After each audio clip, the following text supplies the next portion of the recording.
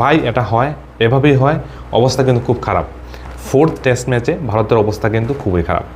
প্রথম ইনিংস করে যে ব্যাট করলো, ভারতে ব্যাট করে কত করলো, মাত্র 358। আর এই 358 করতে গিয়ে 114টা ওভার কিন্তু ভারত খেলেছে। রান রেটটা কিন্তু ছিল একটা সময় 4-এরও নিচে, মানে বুঝতে পারছো। বাট যে ইংল্যান্ডের যে বোলাররা কত ভালো তারা বল করেছে, বাট যখন ইংল্যান্ড ব্যাট করতে আসে 114 ওভারে সমস্তটি উইকেট হারিয়ে ফেলে ভারত। তারপর যখন ইংল্যান্ড ব্যাট করতে আসে ভাই 225 রান 2 উইকেট। মানে কি খেলেছে তারা, তোমরা বুঝতে, জো রুট 150 রানের ইনিংস খেলে চলে যায়। মানে ভারতের বুমরা এবং যে আমাদের সিরাজ, আমাদের ডিএসপি সাব সিরাজ, ভাই কিছু হয়নি, কাজ হয়নি। ভালো লেখাপড়া করে তারা এসেছে এবং খুব ভালো খেলছে। এবং 554 ফর 7, এখন যে স্কোরটা 554-7, মানে লিড দিয়ে দিয়েছে 186 রানের।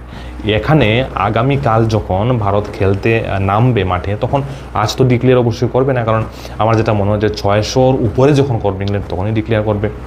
সো এই জায়গাতে 200 থেকে 250 রানের লিডটা যখন ভারত পাবে, সেই লিডটাকে টপকে গিয়ে তারপর না ভারত যে স্কোরটা দিবে, সেই স্কোরটা ডিপেন্ড করতে পারলে তারপর না ম্যাচ জিতবে।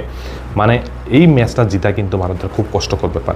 সো এই জায়গাতে বোলাররা তো ভালো বল করতে পারেনি, বা বল ভালো করলেও ব্যাটাররা কিন্তু খুব ভালো খেলেছে ইংল্যান্ডে। তবে আগামীকাল যদি ভারত অবশ্য হয়তো ব্যাট পাবে, ভারত যদি ব্যাট পায় তাহলে অবশ্যই লিড যেটা দেবে সেটাকে যদি 1 থেকে 2 উইকেটের মধ্যে কমপ্লিট করতে পারে তাহলেই ভারতের কিছুটা হবে, না হলে কিছু হবে না।